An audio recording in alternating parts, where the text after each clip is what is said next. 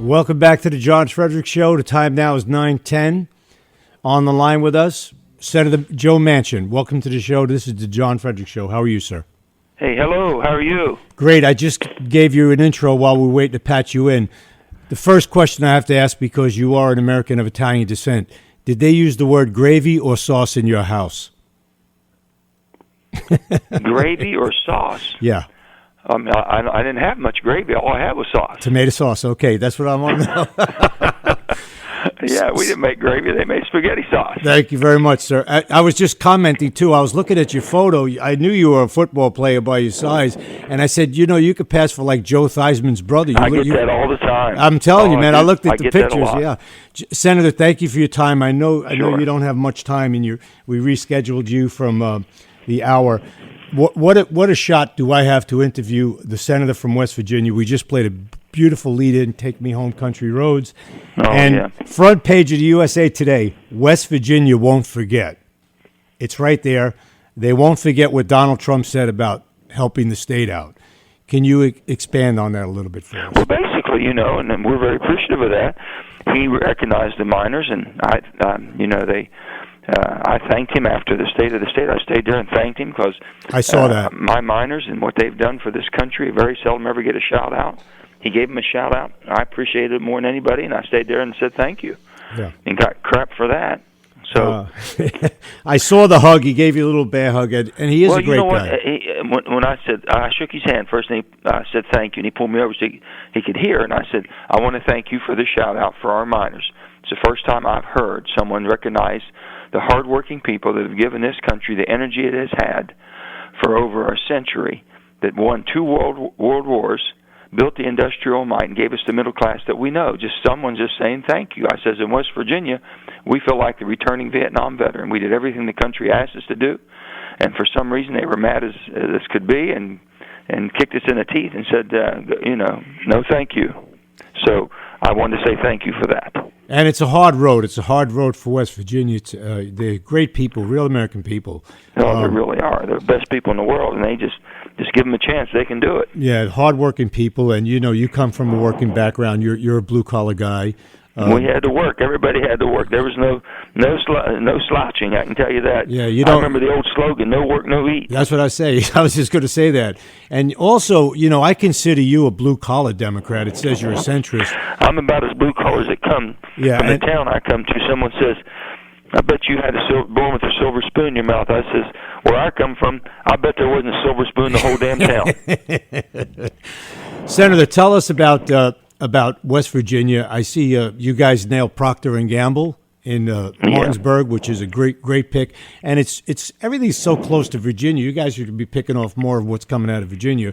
But however, I know there's a big issue with roads, and Jim Justice, who's another billionaire, blue-collar kind of billionaire, is now working on doing something for roads and creating jobs and education. And we have such great small towns in West Virginia, in the state, that should be up to speed with high-speed internet and bring some young people back. Tell us what's going on in the state. Well, basically, that's what we do need. We need connectivity. We need infrastructure. We have probably more rural roads than any state in the nation. I mean, 33,000 miles that the state's responsible for. And with that being said, there's an awful lot of maintenance that needs to be done. And, as the state's an extraction state, we do an awful lot of heavy lifting. We've done the mining. We've now been very blessed with a lot of natural resources, such as the Marcellus Shale. And, the state's really renowned for everything, steel making, big chemical valley. So it's been a hard-working, heavy-lifting state. With that being said, you're going to have people that basically have a lot of challenges, health-wise, too. So all of these things going on. But, we've been blessed with so much natural beauty. And if you look at our location, the state of West Virginia sits in the middle of about two-thirds of the nation's population. So we're a one-day drive for almost two-thirds of the population. That's unbelievable. And the state parks that we have, the national parks, but the state parks that we have is unbelievable also, and very accessible and very, very lovable. You really would love them. So there's so much offer, and we just want people to come and be able to stay and hopefully relocate. Well, I know. I got a little place out in Berkeley Springs. I know what West Virginia's like, and it's just great people. It's down-home people. and I know Jim Justice is going to start spending some money on tourism to bring tourism. Yeah, well, back tourism, again. basically, we just have to market our state better. People need to know what we have to offer and basically how affordable it is to live in West Virginia and the quality of life and the quality of the people.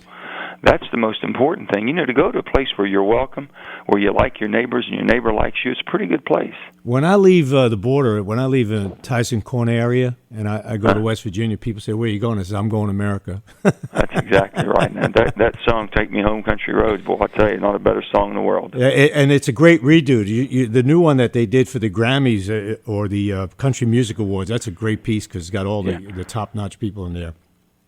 Senator, and you're getting along pretty good with the Trump administration.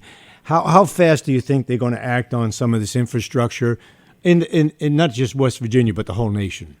Well, first of all, let's talk about getting along with the president. And I would like for every American to think along the lines that, our country comes before our party and before our politics Amen. and everything else. Amen. I supported Hillary Clinton. The Clintons had been friends of mine, and they knew my state, and I thought they would help my state. So I supported her. Someone says, "What are you going to do if Donald Trump gets elected?" I said, "I'm going to do the same thing I would as if Hillary Clinton gets elected. I'm going to do my job." Mm-hmm. And that's to hopefully assist to make the president the best president that he or she can be.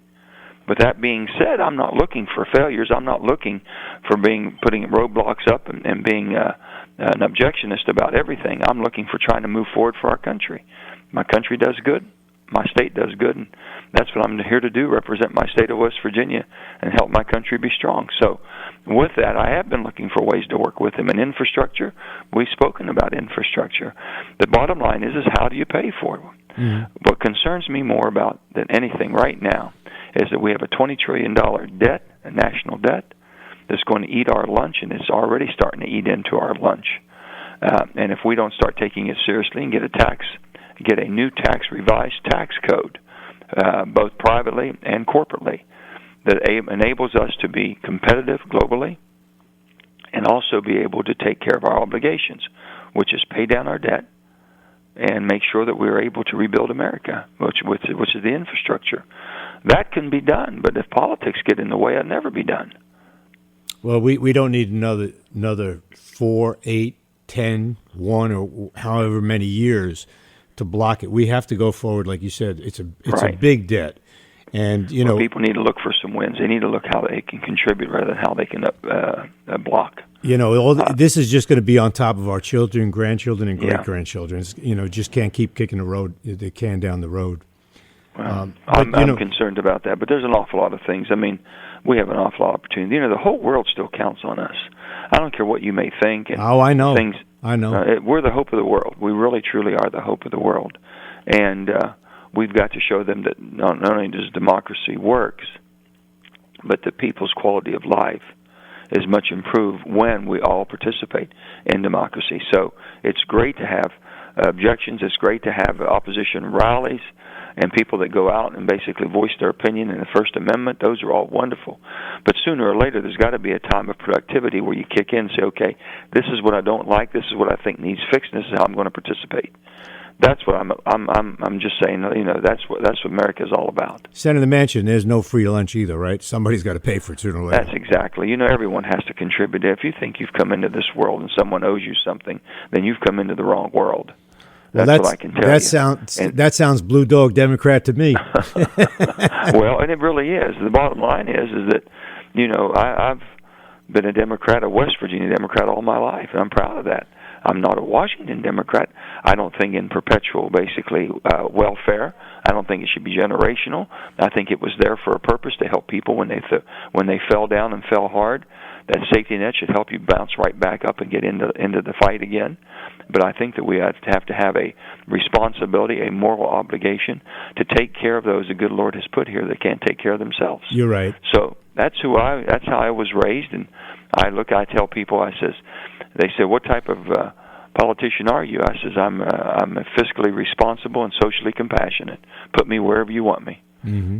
Well, you're pretty much a loner now. I mean, it's pretty much so many progressives out there. You're I'm the majority of one. Yeah, I mean, that's what you are now. Senator, I want to thank you for coming on the show. I know you're Sure. very busy and you got to get to meetings and so on. No problem. But thank you, and we're going to invite you on back again. We'll do it anytime you want. Thank you, sir. Have a good day. Thank you. Bye. Bye-bye.